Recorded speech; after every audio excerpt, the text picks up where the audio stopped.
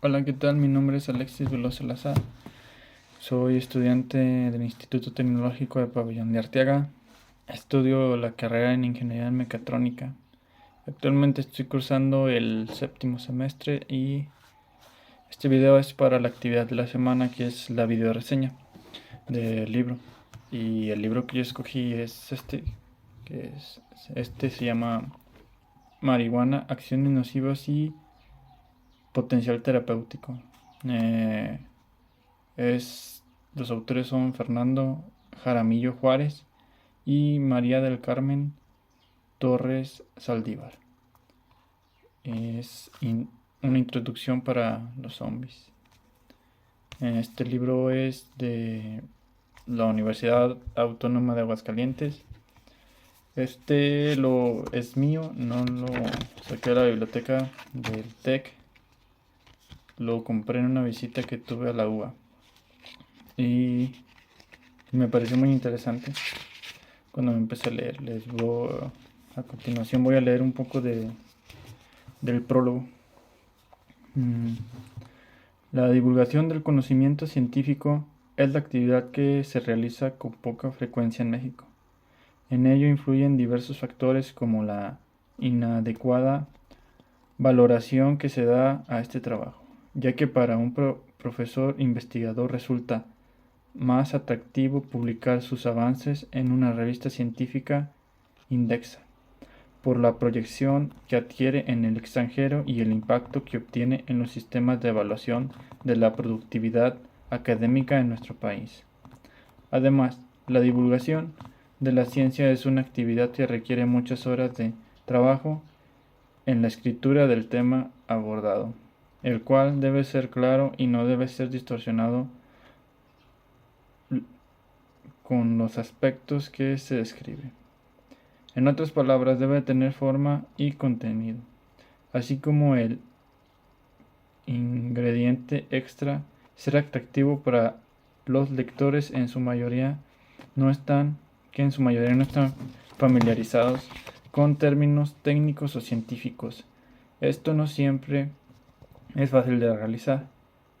Por ello, se da la bienvenida al libro Marihuana, acciones nocivas y potencial terapéutico, obra con, conocida, conocida obra conocida de divulgación. En solo 5 capítulos resume los aspectos torales sobre el cannabis o marihuana, el daño de la salud producido por compuestos de cannabis a causa del abuso en, en su consumo, intoxicaciones agudas y crónicas, la forma actual de los cannabinoides exógenos y los endógenos en el organismo humano, es decir, su modo de acción y, finalmente, los potenciales usos terapéuticos de esta planta legendaria. Por su, por su contenido, esta obra es un relato sobre la luz y sombra de la marihuana. Finalmente, debo señalar que este libro ofrece al público en general una panorámica actualidad y atractiva sobre el abuso en el consumo de la marihuana y su gran futuro terapéutico. En el prólogo lo que trata de decir el autor es que es muy difícil que alguien se sienta atraído hacia un libro de estos porque es una investigación que tienen ellos y es más fácil publicarlo en revistas o artículos porque tiene más impacto que en un libro de... Se puede decir que es un libro más que contiene información sobre estudios ya hechos de la marihuana.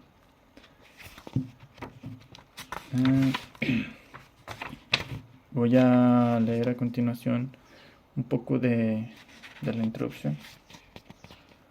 Los trastornos provocados por el consumo de drogas y los problemas de salud asociados a este son preocupaciones importantes en el ámbito de la salud pública. Recientemente ha sido reportado que el consumo de sustancias psicoadictivas es la causa de más de 400.000 muertes al año. En este contexto, se estima que después del alcohol y el cigarro, la marihuana o cannabis es la sustancia psicoadictiva que más se consume en el mundo. A pesar de su origen milenario, existe un interés vigente por esta droga a nivel mundial. La marihuana se ha estigmatizado y divinizado según la época, las circunstancias y el generado y sigue generando discusiones ardientes.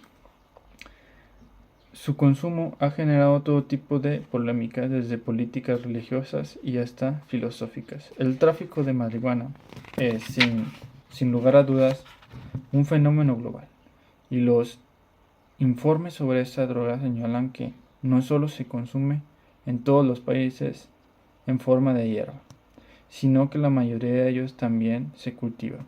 Al respecto, en los últimos años se han detectado cultivos en la modalidad de invernadero que producen marihuana con mayor concentración de tetrahidrocannabinol, THC, su principal componente psicoadictivo. En años recientes, a nivel mundial, se ha observado una tendencia general a la estabilización del consumo de cannabis. Sin embargo, el consumo ha aumentado en algunas regiones de Asia del Norte y de Europa Occidental y Central. Además, es un poco probable que las tasas de la prevalencia mundial se aleje mucho por su nivel actual. Cerca del 4% de la población mundial de entre 15 y 64 años. Dentro de esta problemática, en México se dio un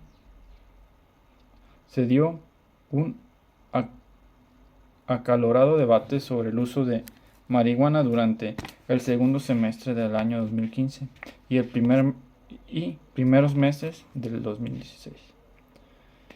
Los medios masivos de comunicación difundieron opciones encontradas respecto a la despenalización del consumo de marihuana en nuestro país. En este escenario, el 4 de noviembre del 2015, la Suprema Corte de Justicia de la Nación determinó que es inconstitucional prohibir de manera absoluta el consumo personal de marihuana, ya que la prohibición constituye una afectación al libre desarrollo de la personalidad, entre otras razones. Por ello otorgó amparo de 4 personas para sembrar, cosechar y consumir cannabis con fines lúdicos o recreativos. Además, el Senado y la Oficina de la Presidencia de México realizó en los primeros meses del 2016 foros de consulta para adoptar políticas públicas relacionadas con el consumo de la marihuana. Respecto a este problema, debe señalarse que Uruguay y los estados de Colorado y Washington en los Estados Unidos ya habían legalizado el consumo recreativo de cannabis, con algunas restricciones.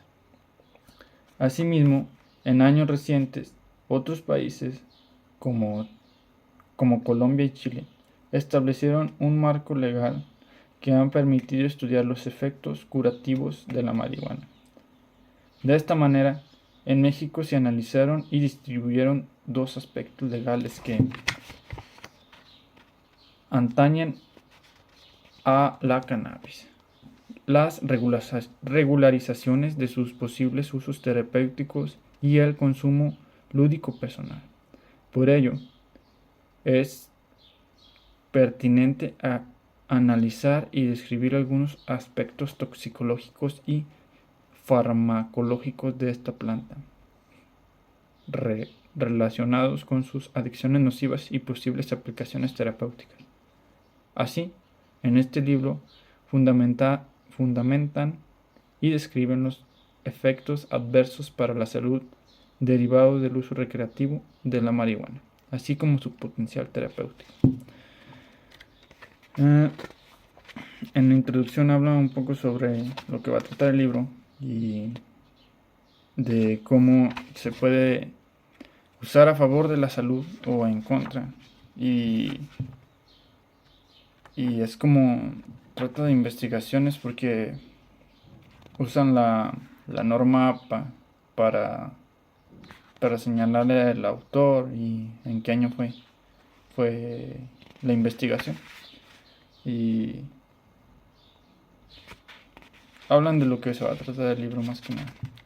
Y es lo que llama la atención al lector. Bueno, a mí me la llamó. Ahora voy a leer un poco del primer capítulo. Creo que es interesante y más adelante voy a leer algunos datos curiosos que a mí me llamaron la atención, que no sabía. Vamos con el primer capítulo.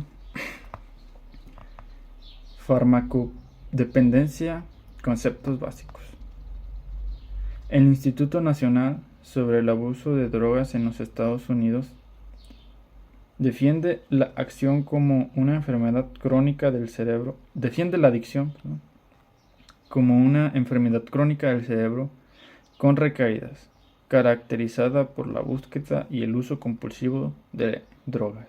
A pesar de sus consecuencias nocivas, se considera una enfermedad del cerebro porque las drogas modifican su estructura y funcionamiento. Estos cambios pueden durar mucho tiempo y conducir a las personas que abusan de las drogas a comportamientos peligrosos. Dado que la definición anterior incluye el término droga, es pertinente señalar que en su aceptación general, la droga o fármaco es cualquier sustancia que interacciona con un sistema biológico modificando su funcionamiento. Es decir, es toda sustancia que introducida en el organismo puede modificar una o más funciones. Por ejemplo, los medicamentos, los contaminantes ambientales, las sustancias utilizadas para generar placer o modificar el estado de ánimo, entre otras. Por ello, restringiendo el concepto anterior, las sustancias que modifican la conciencia, el estado de ánimo y la conducta, las drogas inducen a un grupo variado de sustancias psicoadictivas, cuyo potencial adictivo y peligrosidad puede variar significativamente. Estas diferencias se deben a las propiedades farmacológicas de cada sustancia, al tiempo de consumo, la dosis, la vía de admisión, las características del usuario y el contexto en el que se consumen. El abuso en el consumo de las drogas puede generar dependencia física o dependencia psíquica. La dependencia física se refiere al estado físico alterado producido por la exposición repetida a una droga que provoca la necesidad de continuar su administración para evitar el malestar que aparece por la privación del consumo. Por ejemplo, alteraciones de la frecuencia cardíaca y en la respiración, sudoración, vómitos, etc. Estas alteraciones fisiológicas pueden presentarse por la suspensión abrupta del consumo de una droga. Se conoce en conjunto como síndrome de abstinencia. A su vez, la dependencia psíquica es una condición en la que existe una necesidad mental de consumir la droga de forma continua o periódica para obtener placer. Es decir, se trata del deseo irrefrenable de consumir la sustancia. En lo que hemos leído nos habla un poco de por qué las drogas se hacen psicoadictivas por diferentes factores, como aquí la dependencia física es que pues necesitan consumirla, provoca alteraciones en el cuerpo. Y la otra, la psíquica, es que en el cuerpo necesita obtener placer, y son ganas de tenerla. La otra genera reacciones en el cuerpo como en la respiración, sudoración, vómito y frecuencia cardíaca alta. Esto es porque la dejan de consumir repentinamente y, bueno, eso afecta en el organismo. Bueno, vamos a seguir leyendo un poco más. En estos tipos de dependencia pueden acompañarse o no de otro fenómeno llamado tolerancia, o sea, la necesidad de aumentar progresivamente la dosis para obtener efectos en magnitud semejante. Es decir, cuando se consuma una droga que produce tolerancia, se debe ingerir cantidades cada vez mayores para obtener el mismo efecto. En este párrafo se refiere a que el cuerpo, si se suministra una cierta cantidad de dosis exacta, no genera el mismo placer o la misma sensación. Y eso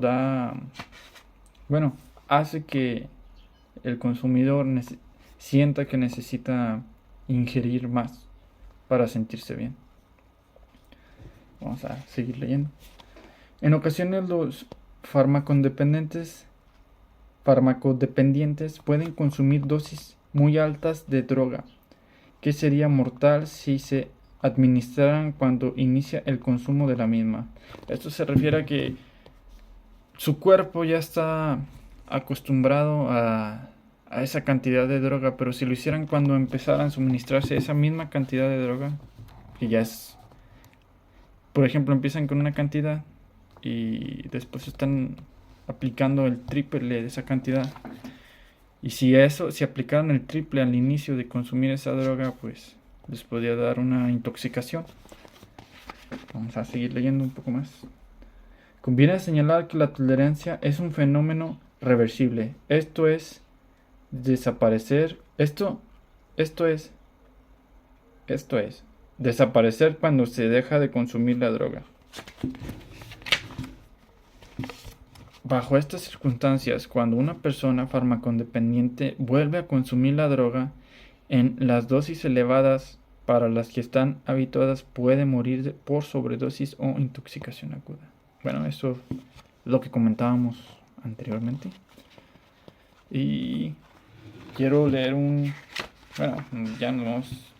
habla más sobre de eso mismo, del consumo y por qué consumen más. Pero aquí tengo un dato interesante que es del capítulo de marihuana, aspectos generales. Es en el segundo párrafo del libro, que a mí me pareció interesante y se lo voy a leer. El consumo de la marihuana ha sido una costumbre popular, con uso medicinal y recreativo, que data desde hace miles de años y que se ha documentado en la historia de muchas regiones del mundo, como la antigua China y la India, los países del Medio Oriente. En la India, la cannabis tiene una larga tradición religiosa y curativa. En escritos antiguos se dice que la ceremonia de recolección de la resina de las flores, las personas que participaban en ella se preparaban con ayuno y abstinencia, y posteriormente un hombre desnudo corría a través de los sembradíos del cannabis. Luego, la resina embarrada sobre su cuerpo se colocaba cuidadosamente con ella. Ya me perdí. La resina embarrada en su cuerpo se colectaba cuidadosamente y con ella se hacían panes que consumían en festejos. O sea que el consumo de drogas ya es bueno, como la cannabis, la resina de la cannabis de la planta, lo hacían desde mucho antes de muchas épocas antes de las primeras drogas. Vamos a seguir leyendo. La cannabis fue introducida en los virreinatos de México y de Perú por los conquistadores españoles y a su vez los colonos franceses e ingleses. Franceses e ingleses la introdujeron en Canadá y los Estados Unidos. En estos países, la planta fue usada inicialmente para la obtención de fibras. Sin embargo, como ya se señaló, por sus propiedades psicoactivas, la marihuana ha sido consumida con fines recreativos y su uso también está asociado a rituales religiosos. Al principio, los franceses e ingleses la introdujeron a Canadá y Estados Unidos con fines de crear materia, pero como supieron no sé, me imagino que alguien la probó y les surgió sus efectos psicoadictivos y desde ahí cambiaron su forma de ver de la planta de la marihuana. Vamos a seguir leyendo un poco más. De la marihuana se utilizan, inciso A, las hojas secas y las flores, hierba o mota, en cigarros hechos a mano llamados churros, inciso B, la resina de la cannabis obtenida por la secreción presentada de la planta conocida como hashish, y inciso C, la mezcla que resulta de la destilación o extracción de las sustancias adictivas de la marihuana o aceite de cannabis. La hierba es producto que se utiliza con mayor frecuencia en gran parte del mundo. Los consumidores también mezclan marihuana en alimentos como galletas o dulces o preparan en infusiones para obtener un té. Una de las últimas formas de consumir marihuana es fumar e ingerir diferentes formas de resinas ricas en THC.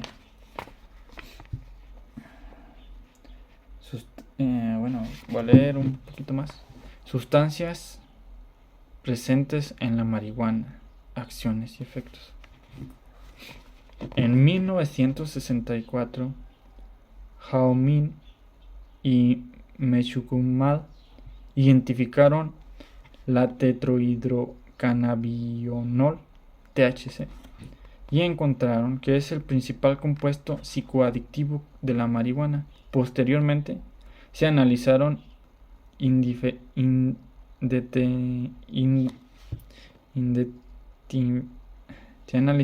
e identificaron a más de 400 compuestos de la cannabis sativa, de los cuales cuanto menos 100 se conocen como cannabinoides, los cuales son moléculas pequeñas y solubles en grasa lipofílicas. Esto habla de una investigación que se hizo y se investigaron los compuestos y por qué es tan adictiva. Principalmente en el libro habla del THC, que es la sustancia que es la que la hace más adictiva.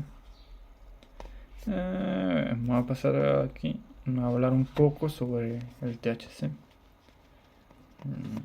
El THC se une a lugares específicos en las superficies de las células nerviosas, llamados receptores de cannabinoides, por los cuales abundan en las regiones del cuerpo que tienen influencia sobre el placer, la memoria y el pensamiento, la concentración y el movimiento, así como la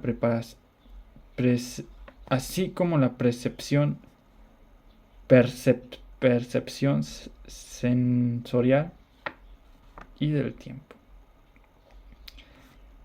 El CBN tiene propiedades farmacológicas semejantes al THC. Este es otro elemento componente de la marihuana. Semejantes a las del THC, aunque sus efectos son menos potentes. El CBD es un compuesto sin propiedades psicoactivas que se une al mismo receptor del THC. Por ello puede disminuir o antagonizar algunas de las alteraciones psíquicas inducidas por el consumo de dosis altas de THC, como la ansiedad y el pánico. En contexto, cuando una persona fuma marihuana, sus efectos comienzan casi de inmediato, ya que el THC pasa rápidamente en los pulmones a la sangre, al cual transporta y distribuye esta sustancia en el cerebro por otros órganos. El organismo humano absorbe con más lentitud el THC cuando se consume con alimentos. En este caso, los efectos comienzan a sentirse de 30 minutos a 1 hora después de ingerirlos. Es pertinente señalar que cuando se fuma marihuana, a los pocos minutos de haber inhalado su humo, el corazón late con mayor rapidez, los bronquios se relajan y se ensanchan, y los vasos sanguíneos de los ojos se dilatan, haciendo esto que se vean rojos. Esto habla un poco de que los efectos que tiene principalmente el THC y su otro compuesto, que es el CBN, como es menos adictivo. Aquí tengo otro dato interesante. Esto quiero compartir en el video. Empieza desde... Bueno, más que nada este párrafo. Dice... en el cerebro, cada célula nerviosa envía y recibe mensajes mediante la generación y propagación de corrientes eléctricas a lo largo de su membrana, y liberando sustancias químicas y neurotransmisores de su parte terminal, así hacia el espacio simpático o microespacio que separa dos neuronas. Es decir, después de que una célula recibe y procesa un mensaje, lo envía a otras neuronas a través de los neurotransmisores.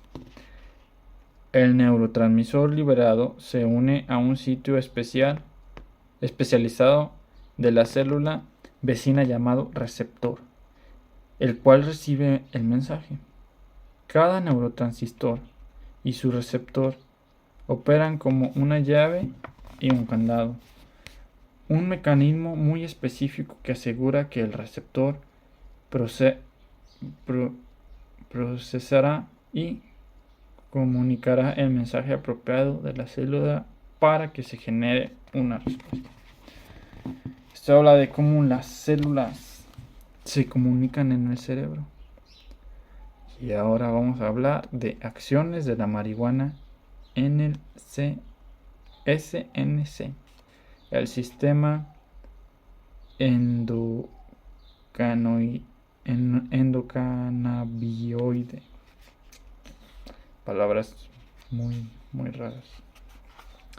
Las principales acciones de los cannabinoides en el organismo humano en el organismo humano se realizan en los sistemas nerviosos, en los sistemas,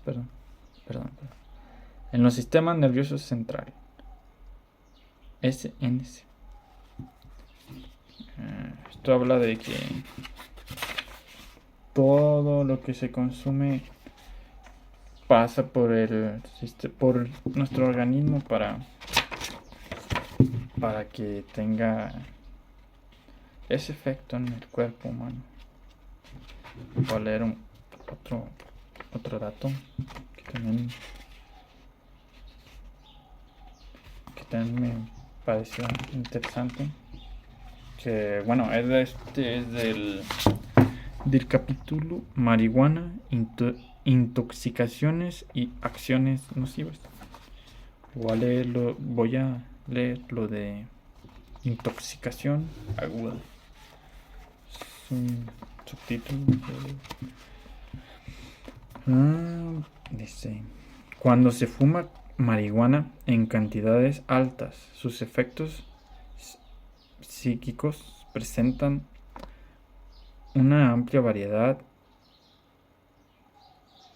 una amplia variabilidad inter e intraindividual. Depende de la dosis, del contenido de THC, de la proporción THC-CBD, de forma de administración y, por otro lado, la personalidad, experiencia del consumidor y el contexto en el cual se lleva el consumo. Esto quiere decir que la intoxicación aguda depende mucho del THC que tenga, o de la combinación de THC y CBD, que bueno, ya hablamos anteriormente de estos dos componentes de la marihuana. Y también habla de la persona que está consumiendo esa marihuana, de qué forma lo está consumiendo y en dónde se está llevando a cabo. Voy a leer un poquito más. En el SNC, la marihuana generalmente produce una respuesta bifásica, con un periodo inicial de estimulación, seguido de un periodo de sedación. Esto quiere decir que tienen un periodo para que el cuerpo se estimule, y otro para que ya saber que está en ti ese componente que se refiere aquí como sedación, cuando ya les hizo efecto el THC o la combinación de THC o CBD. Los efectos agudos de la cannabis incluyen la modificación general del estado de conciencia, caracterizado por... Estos son los efectos que causan el consumo de la marihuana o del cannabis. Es deshidratación, hilaridad,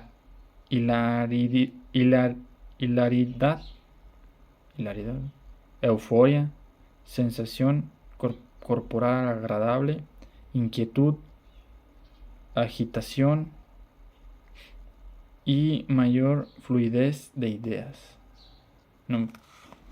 Yo pienso que alguien o cualquier persona alguna vez ha visto a otra persona bajo los efectos de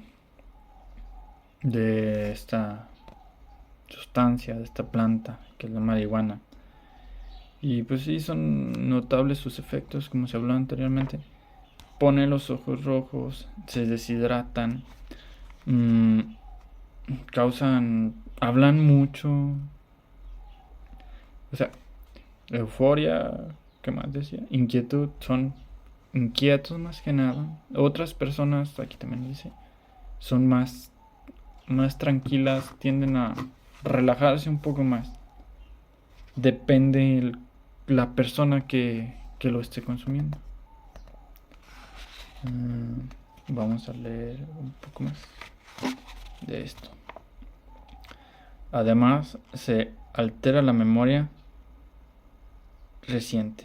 Existe dificultad para concentrarse. Hay disminución de la atención, así como una ligera distribución de espacio con sensación de lentitud en el paso del tiempo. Bueno, es otro efecto de la marihuana.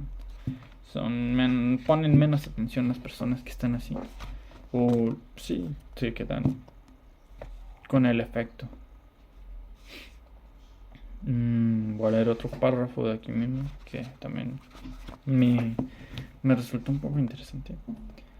También es posible, aunque poco frecuente, que luego de la intoxicación aguda con dosis altas de cannabis se produzca un episodio psíquico agudo caracterizado por ideas delirantes, alucinaciones visuales de contenido amenazante, confusión, angustia, amnesia, ansiedad y agitación. Este cuadro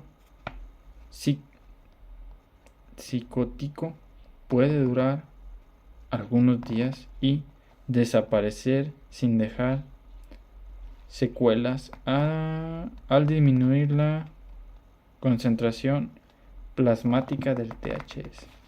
Esto quiere decir que cuando se consume todavía más en exceso, consumen mayor cantidad, que es muy raro y muy poco frecuente de las personas que ingieren la marihuana de cualquier forma, que se intoxiquen. Es muy poco frecuente que tengan alucinaciones o que se pongan agresivas o confusiones, ansiedad. Pero esto es, bueno, en el libro y las investigaciones que tienen, porque es un libro que recopila varias investigaciones. Bueno, eso me doy cuenta porque tiene el formato APA, como este párrafo que acabo de leer, OPS 2009.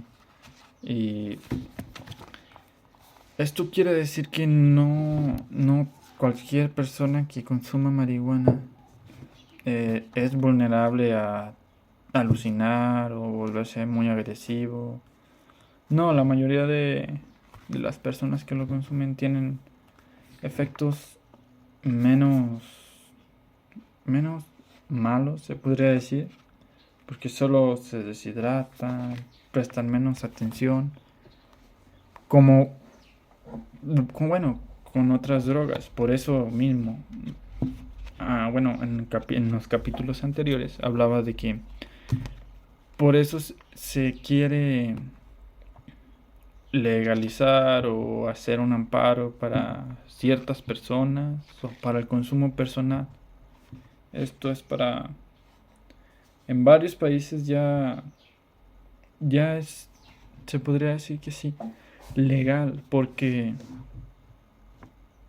es para uso recreativo de las personas o su personal. No es para la distribución, el contrabando o generar algún tipo de negocio al vender esta planta, sustancia, como sea que lo que sea que extraigan de esta planta, la hierba, la resina o cualquier cosa.